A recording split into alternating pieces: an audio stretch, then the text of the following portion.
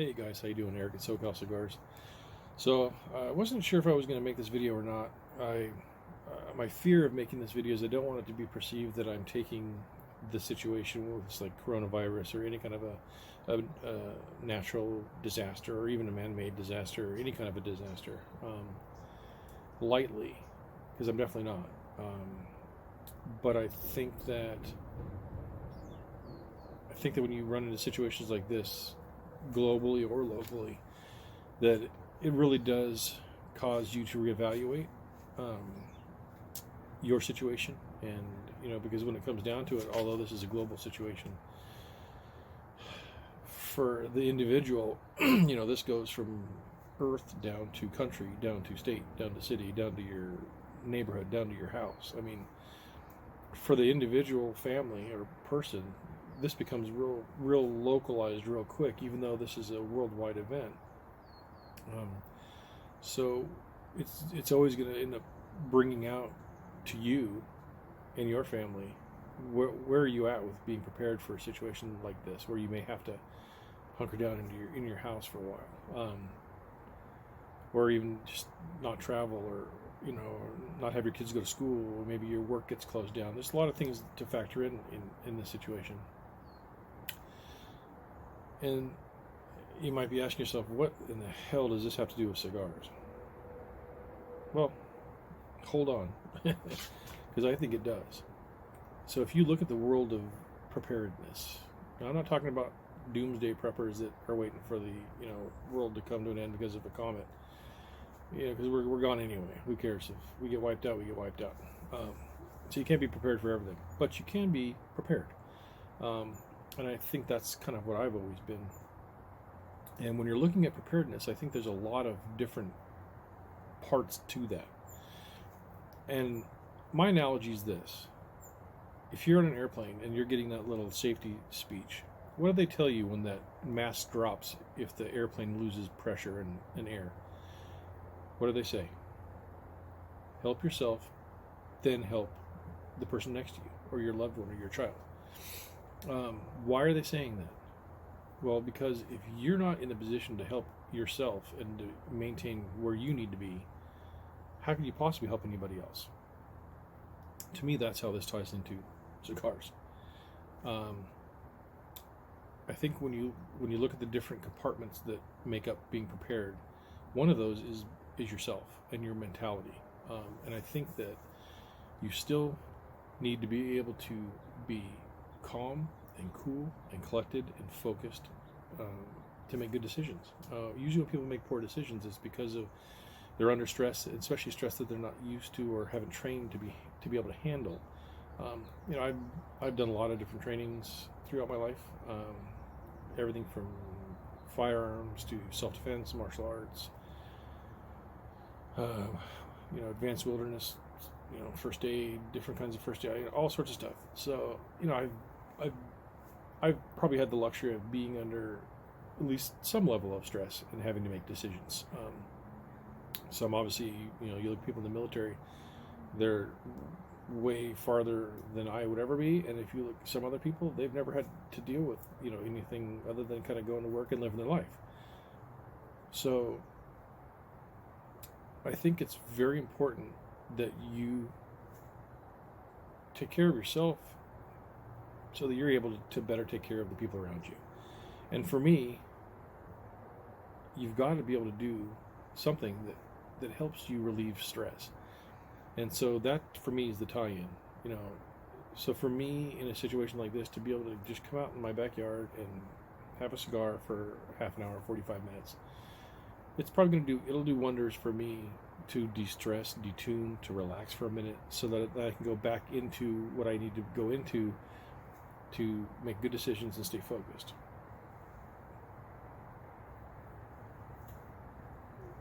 So for me, I lit up one of my old standbys. I think I kind of went back to the basics, because I think that's a situation that we're all put in an emergency situation, is that you go back to the basics. And for me, this Acid Cuba is one of my favorite cigars. It's one of the ones I really got into cigars with.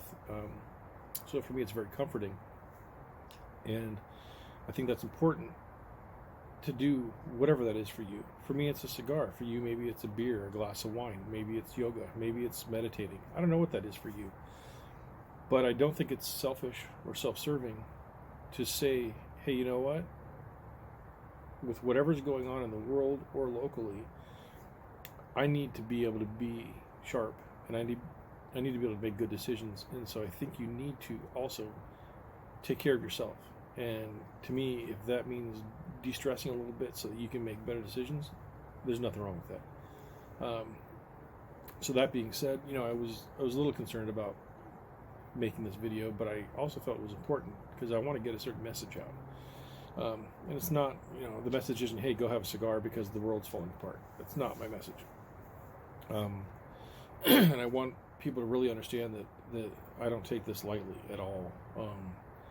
You know, you see a lot of memes, you see a lot of people joking, you know, people tying this to political stuff, you know, the coronavirus, this and that, and, you know, I get it, you know, and I sort of understand where that's at.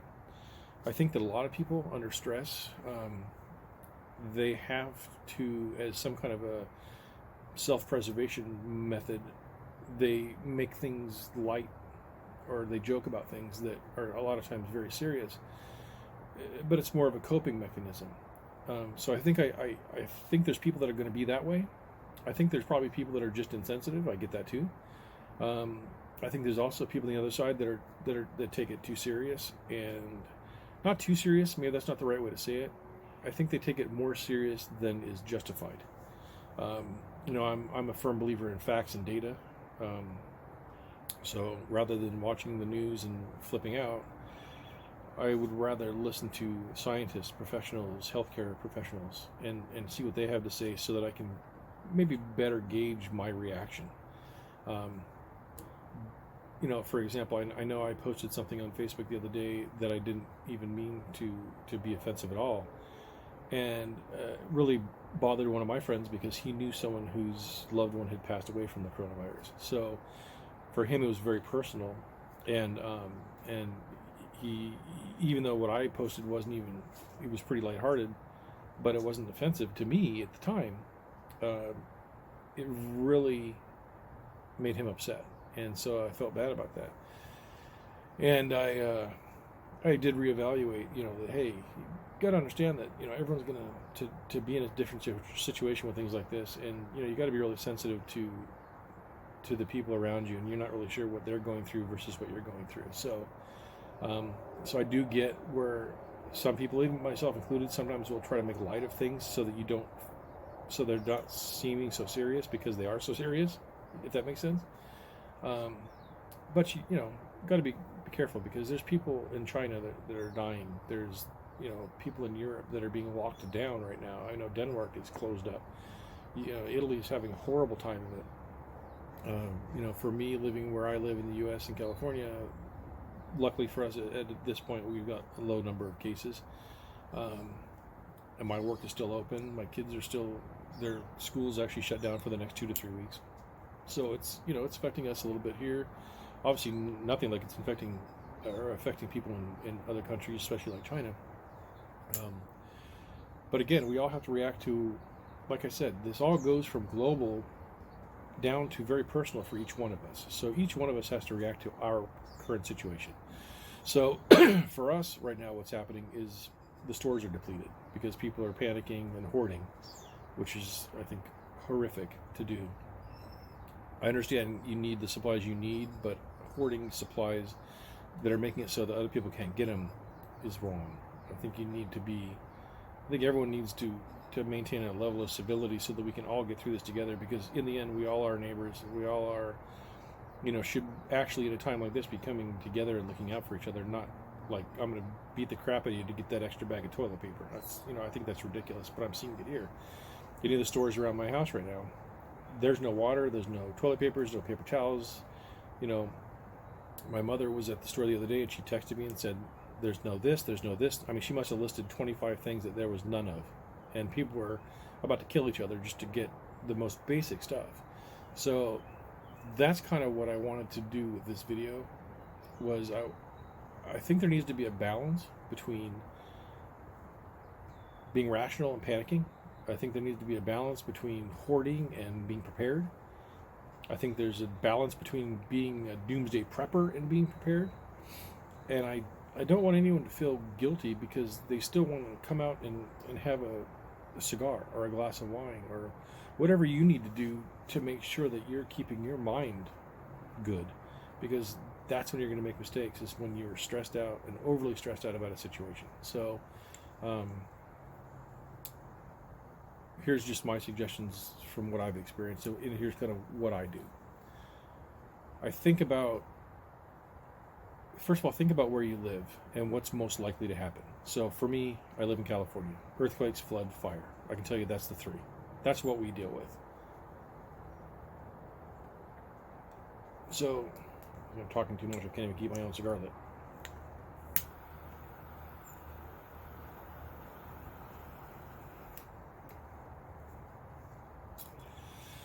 So how that looks for someone like me is ultimately we're basing things off of an earthquake, because we really don't get much flooding here, and usually the fires that do happen in our area, which they do, we get a lot of the smoke, but we live in a neighborhood where we're really not really too concerned about the fire getting to us. So really for us it's earthquake. And so it's normal for us to always have extra water, always have extra food, making sure you're stocked up on your medications that you may take, making sure you're stocked up on, cold medicine, flu medicine, Band-Aids, first aid supplies, really just the basic stuff that if, I'm always thinking in terms of if we get hit by a massive earthquake here, I would say at the longest, utilities and things might be out for about 3 weeks. Usually not even that long, but that would probably be on the outside length. So for my view, as long as we're good for a month and to be able to live out of our house and not have to really do much shopping or anything, I'm happy with that. And that's where we're at. And, another thing that you got to think about is where might you be in a situation? Like, for example, at work, or because if you're not at home, you're probably either at work or your car, right?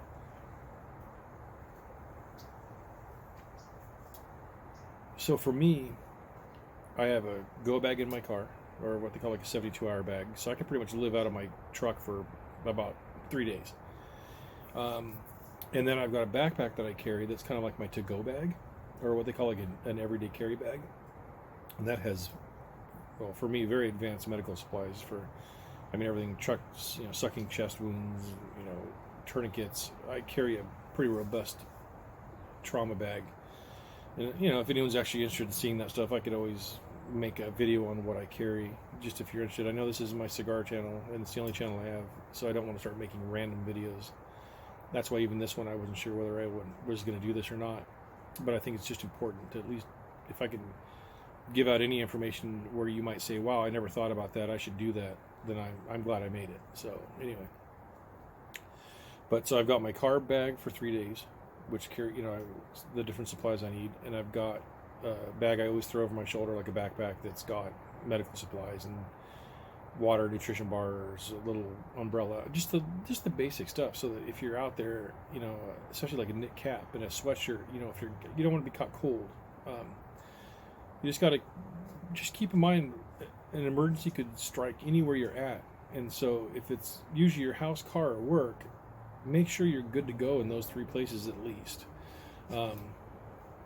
Obviously you're not going to walk around with a big backpack full of stuff all the time, but it's good to have, at least in your car. And so I think about that when I'm at work. I really rely on my backpack and my go bag in my car. You got to think in terms of, if there isn't, like for example for us, an earthquake, I may have to walk home 13 to 15 miles. Let's say the freeway shut down for some reason. Well, if I'm wearing dress shoes, it's smart for me to keep tennis shoes in my car. Or if you're, a female and you work in an office where you wear high heels or some kind of heels, or like, not very comfortable shoes to go walking 15, 20 miles back to your house in an emergency, you may want to make sure you've got a change of clothes and a pair of tennis shoes in your car. So it's really just, kind of just think about the basics that you might need on hand. And does that directly translate to being prepared for the coronavirus that we're facing now? Of course not. Why would you? Why would you really prepare for something like this? This is not common. I mean, yeah, we get hit with viruses every few years. It's kind of cyclistic, and you see that happening. But we're always kind of cognizant of washing our hands. At least most of us are. I mean, most of the stuff you're seeing in the news right now, this isn't new. I always wash my hands. I always try not to touch my face. I've been telling my kids not to touch their face their whole lives. I mean, for most of us, this is just day-to-day normal hygiene, So why, I don't know, it almost freaks me out that this seems like it's new for a lot of people. Guys, this shouldn't be new for you. You should be doing this anyway. So granted, you're not, you can't sit and be prepared for every single situation that's possible. But I would argue that whatever you're being prepared for, whether it's an earthquake or a flood or tornado or hurricanes, wherever you live, it's already going to give you a leg up on a situation like we're facing now. It's going to have put more supplies of food and water in your house than you maybe normally would have kept. It's going to put that in your car, that maybe if you're out shopping and people are freaking out and going nuts, and you have to go take off and hide somewhere, you've got 3 days worth of food in your car. This is just smart stuff. So while you can't be prepared for every single situation that arises, I think that being prepared for any situation is going to put you way ahead of the game. Thus, people out there hoarding toilet paper and things like that. I get why they're doing it, because they're afraid it's going to stop being manufactured. I know a lot of people are posting memes and stuff about what do you think the toilet paper is going to do to help you with the coronavirus? They're not freaking out about toilet paper for the coronavirus. They're freaking out because they think it's going to stop being made. So then it's not going to be available anymore. That's why they're hoarding it. No one's got a fantasy that toilet paper is going to somehow protect you from a virus. They're afraid it's going to be unavailable. And so I think that's what's happening with water, with food, with paper towels, with dry goods. So I guess my whole point of this video is, don't wait until something happens to decide to go be prepared. Being prepared, the whole word alone, is that you're doing this before you need to be doing this. Okay, so that's my message, is this should just be part of our lives, because pandemics, earthquakes, tornadoes, hurricanes, pick whatever you want to pick. These things happen and they reoccur. So something hitting shouldn't be what is the catalyst to get you to decide to go start being prepared. It's almost like dehydration. Once you're thirsty, you're already dehydrated. Okay, well, if you've got to go out and be prepared because this just happened, you're already unprepared. Stay ahead of the game on this one, okay? And the thing is also doesn't have to be a bank breaker, because I know not everyone's in the position to go buy hundreds and hundreds of dollars worth of food all at once to store. This should be something you're doing on a regular basis. Slowly build up water supplies, so that if you're buying jugs of water, have extra jugs of water, and you're rotating the oldest one out first, and you're keeping them all fresh. So instead of going and buying 5-gallon jugs of water today, have 3 or 4 that you're always rotating through your system. Same with food. It's good to have rice and beans and different things that last for years and years and years. But keep buying your other food too, but just keep recycling through it, so that you always have a little extra on hand, and you're just using the oldest stuff first, so you aren't worrying about expiration dates and things like that. And building up first aid kits. If you don't have a good first aid kit, they're not that much. You can go to Big Five, or you can go to some of these other sporting goods stores, things like that. You can get a decent kit for $20, and it's got all the basics in it. Really what you want to be able to do is stop bleeding and things like that. And the only thing I would say is, if everyone's prepared a little bit, then you won't have to go and hoard things where people are being left without. Everyone, I think, just has a responsibility for their own selves and their own family to just be prepared at some level. And I'm telling you, as much as it doesn't seem like it is a very good tie-in to what's happening around the world, you have to take care of yourself too. And I really do believe that a big killer is stress, because you either stress out and it affects your health adversely, or you stress out and you start making poor decisions.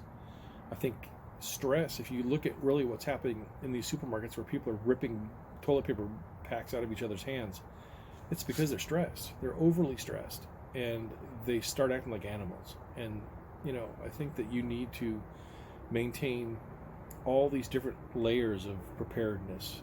So it's going to be your car, it's going to be your backpack, it's going to be your food, it's going to be your water, it's going to be your medications, it's going to be taking the time out to keep this prepared. Because you lose your shit up here, you're not good to your family, or you're not good to anyone. And then you start making really bad decisions out there too. So anyway, hopefully this didn't come across as too preachy. I hope no one takes offense to this, because believe me, this is not coming from a bad place in my mind. This is really a time to reflect on looking at what's happening around the world, looking at what's happening locally, and reassessing how prepared am I for things like this.